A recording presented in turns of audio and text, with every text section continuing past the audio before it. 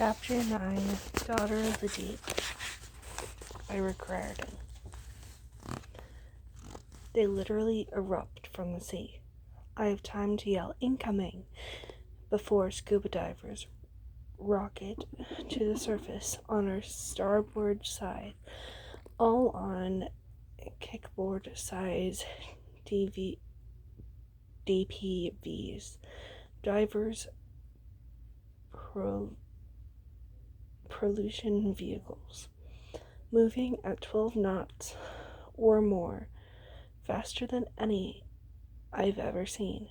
I register 8 hostiles, some carrying strange silvery weapons that look like harpoon guns, others brandishing. Wait, are those grenade launchers? 2 first-size metal canisters plunk onto our gangway and roll hissing and steaming across the deck. Flash bangs. Jem yells. I shut my eyes and cover my ears, but the explosions still leave my head ringing. For a moment, I can only stagger in a daze through plumes of blue smoke.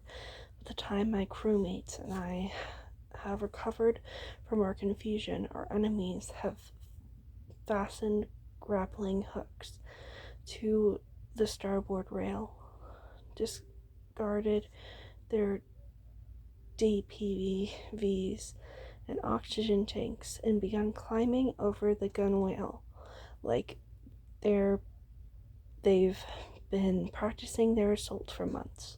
Eloise and Cooper are the first to return fire. They spray our attackers with their M4A1s, but it's like they're shooting wax bullets.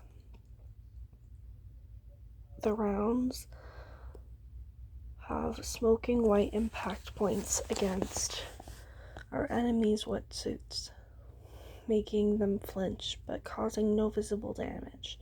2 hostile fires their silver weapons. Miniature harpoons impale Eloise's shoulder and Cooper's leg. White arcs of electricity blossom from the projectiles, and both sharks crumple. I screech in rage. My friends closest to starboard, most still unarmed, charge the intruders. It's a desperate move, but a melee with armed opponents is better than getting shot down by one by one. And we seem to have numbers on our side. I want to join them. I want to take apart these attackers with my bare hands for the destruction of my school, for death. But Jem holds me back. Fire if you see an opening. He hands me a laden gun. But stay behind me, please.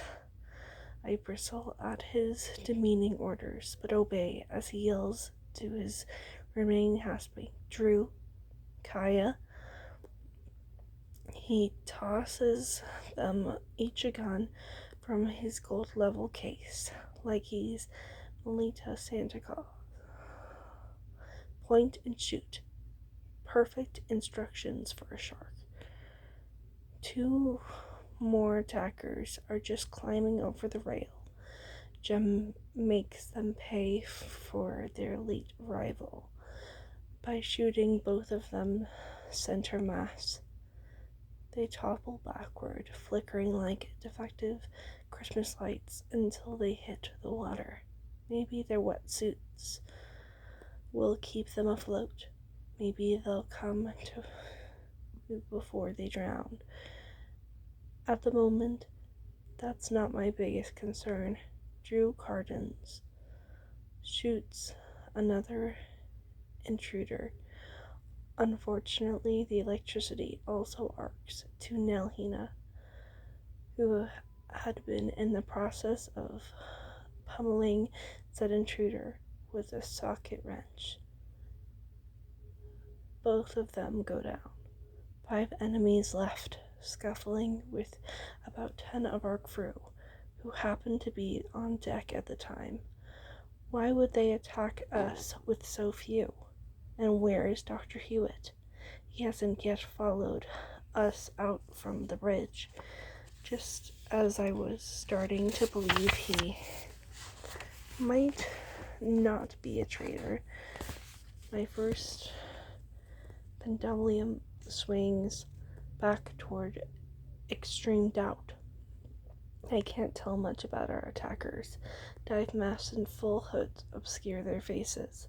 Nevertheless, the Land Institute insignia is clearly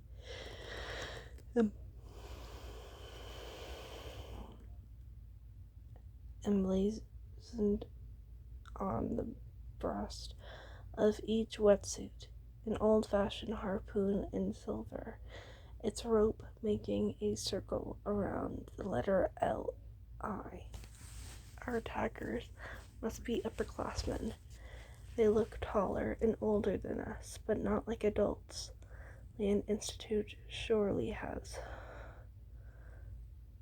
faculty trained in combat, armed security, adult alumni. If catching us is so important, why are they sending students? And as nasty as the harpoon guns look, they don't appear designed to kill. After destroying our entire school, why hesitate to use lethal force? I wonder if this could be a ruse, some sort of training exercise. No, the destruction of HP was real enough. But this whole thing smells fishy. My hands are sweaty on the stock of the Leighton gun.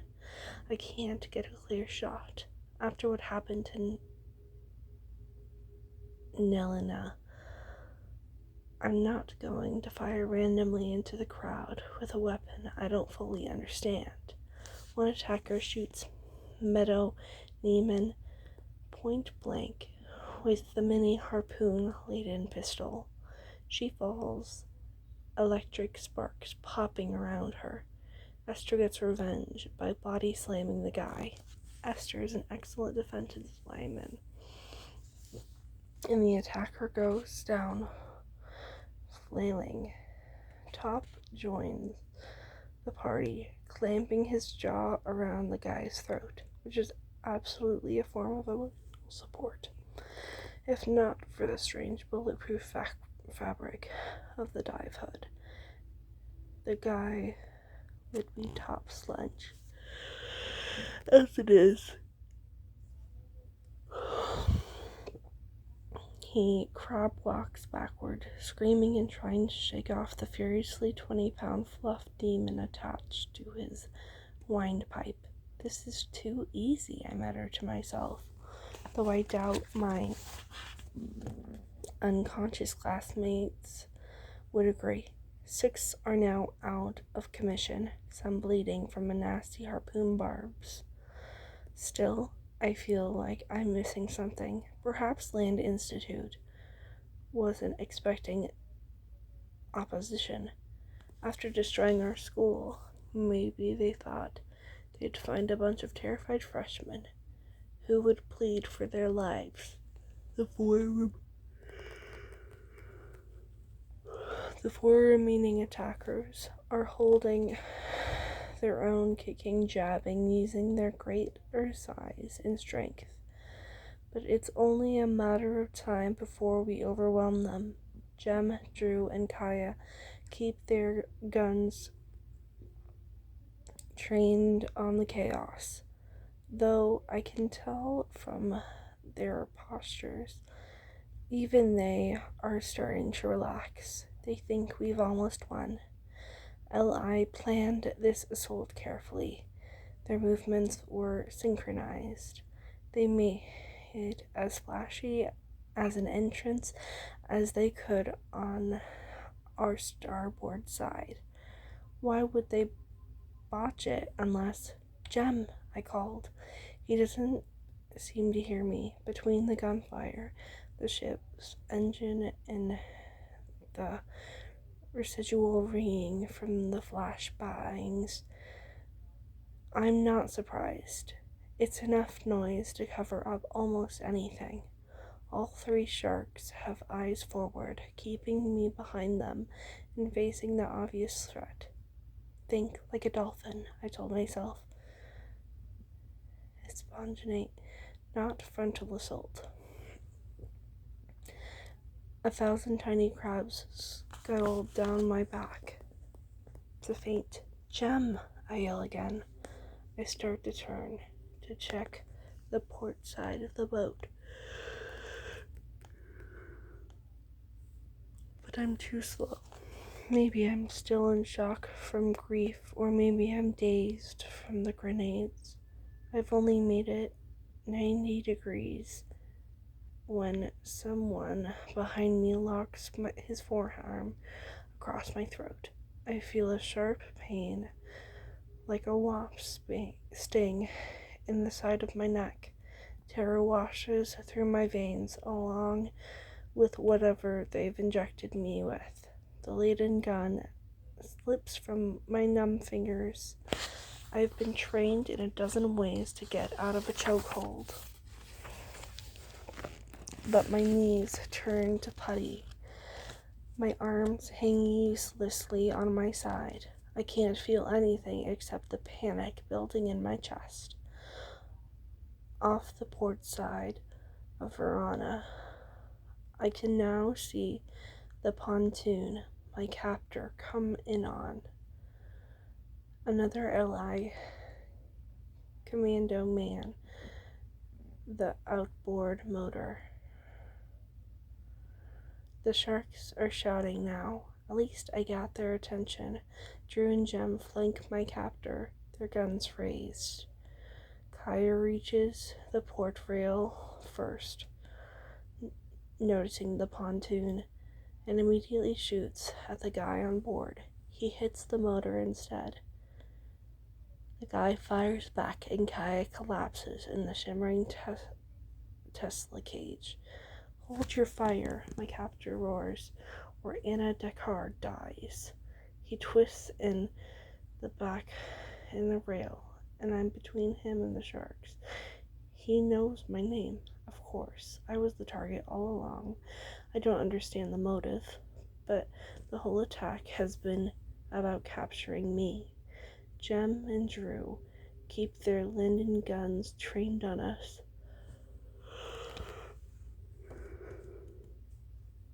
On the starboard side of the deck, the last LI commando goes back down when Tia Romero smashes him in the groin with a fire extinguisher.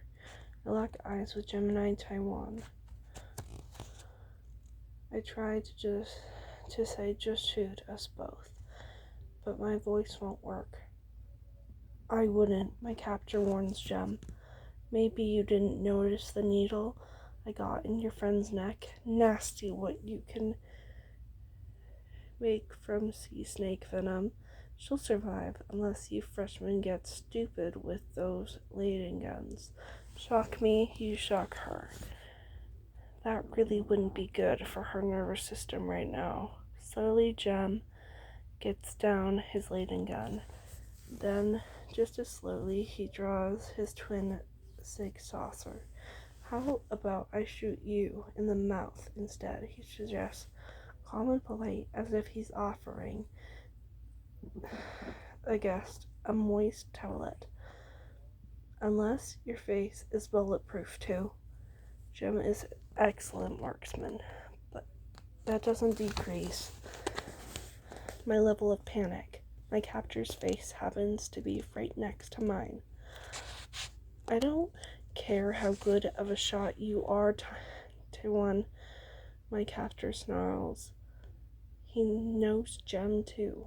He's done his homework. This needle will go into your neck.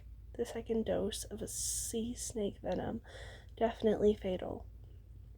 I'm going over the side now with Dakar, and you're going to let me. You're just going to leave your friend behind? Jem flicks one of the gun's barrels toward the pile of unconscious LI commandos. Now decorating our starboard deck. How about we make a trade? My captor snorts. Keep them. They did their job. This one, though, he tightens his grip on my throat. None of us can afford to see her get killed, can we? My captor and I tumble backward, free falling from the side of the veranda. I get a glimpse of blue sky. I feel the thunk of our impact as we crash into the water, and the cold sea closes over my face like the folds of a burial shroud.